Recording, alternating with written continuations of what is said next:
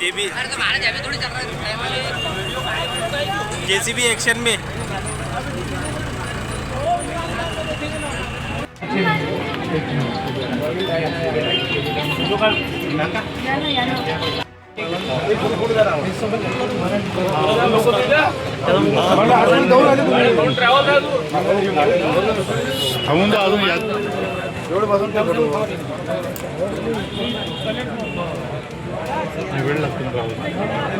आज अमरावती जिल्ह्यामध्ये परतवाडा शहरात जो गंभीर विषय झाला, मोहम्मद अयाज मोहम्मद तन्वीर नावाच्या एका युवकाने अल्पवयीन 180 मुलींचे व्हिडिओज, लैंगिक व्हिडिओज त्याने व्हायरल केले आणि त्याच्यानंतर त्यांना ब्लॅकमेलसुद्धा करण्यात आलं। याबद्दलचं तीव्र निषेधासाठी आज आम्ही हिंदू जनजागृती समितीकडून आम्ही सगळ्यांनी सरांना निवेदन दिलेलं आहे की त्याच्यावर कडक कारवाई तर करण्यात यावी, कारण त्याला पकडण्यात तर आलेलं आहे, पण कुठेतरी त्याच्यावर SITची टीम स्थापित करून त्याला कठोरात कठोर शिक्षा, फाशीची शिक्षा त्याला अशा नराधमाला देण्यात यावी।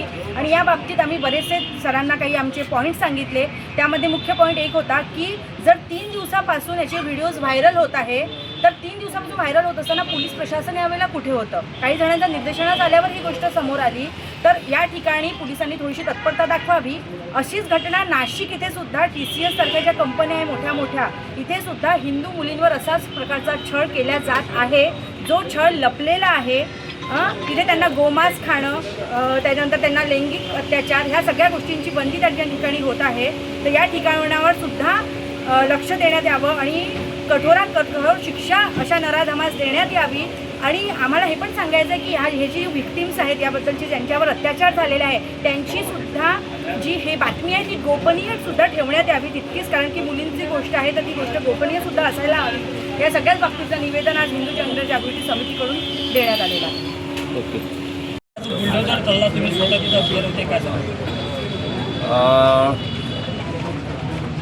एक आरोपी जो मुख्य आरोपी आहे तो परवाला ताब्यात घेतलेला आहे। त्याला 31 तारखेपर्यंत पोलीस कस्टडी मिळालेली आहे आणि सकल हिंदू समाजाच्या वतीनं आज SP साहेबांशी काल बोललो, एक बैठक घेण्यात आली। त्या बैठकीत ठरवण्यात आलं की आज परतवाडा बंद, अचलपूर बंद, शहर बंदचं आवाहन करण्यात आलं स्वयंस्फूर्तीनं। तर ते आज जवळपास 99% बंद होतं, बंद आहे अजून। आणि सर्व व्यापारी, सर्व स्तरातील लोक, हिंदू समाजाचे सर्व लोक, सकल हिंदू समाज आज SP साहेबांना आपल्या विविध मागण्यांसाठी निवेदन देणार आहे, त्याची चर्चा करणार आहे। त्यांनी पण आहे। आणि राहिली गोष्ट जे अतिक्रमण होतं त्याचं, ते तोडण्याचं मी कालच सांगितलं बैठकीत, ते तोडणार म्हणजे तोडणार, म्हणजे तोडलं।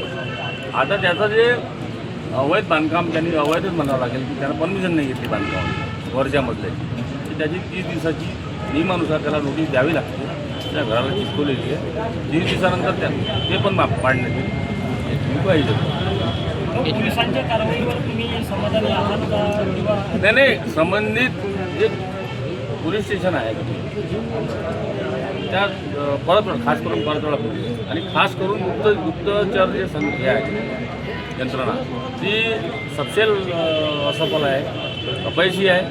त्याच्यावरती ताशेरे ओढण्यासारखी गोष्ट आहे आणि त्याच्यासंबंधी मी आणि जुना स्टाफ आहे, मी निवडून याच्या आधीपासूनच PI जे आहेत ते आपापल्या पद्धतीनं अवैध धंद्यांचं जे हे आहे, बाकीच्या गोष्टी आहे, शहराचं विद्रुपीकरण आहे, ॲटो चालकांची मनमानी आहे, या सगळ्या गोष्टी महिलांना, आणि मी एक हिंदू आमदार असल्यामुळं मला ते सहन होणार नाही आणि मी ते सहन करणार नाही। त्याच्यासाठी आम्ही भाऊ, ज्या प्रकारे इकडे बुलडोजर चालत आहे त्याचप्रमाणे काँग्रेस पक्षाने पण मागणी केली आहे की खराचं पण घर तोडण्यात यावं, त्याबद्दल काय? मी एवढा मोठा माणूस नाही आहे, मी माझ्या मतदारसंघाबद्दल बोलतो। ते खराबचं कोणतं घर आहे, काय आहे, ते निर्णय पण माननीय मुख्यमंत्री महोदयांचं झिरो टॉलरन्सचं जे मुख्य उद्देश आहे तो त्याच्याशी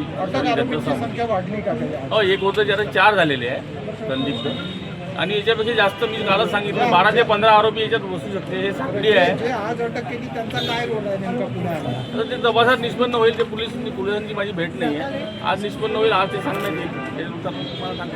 SITची मागणी आहे, SIT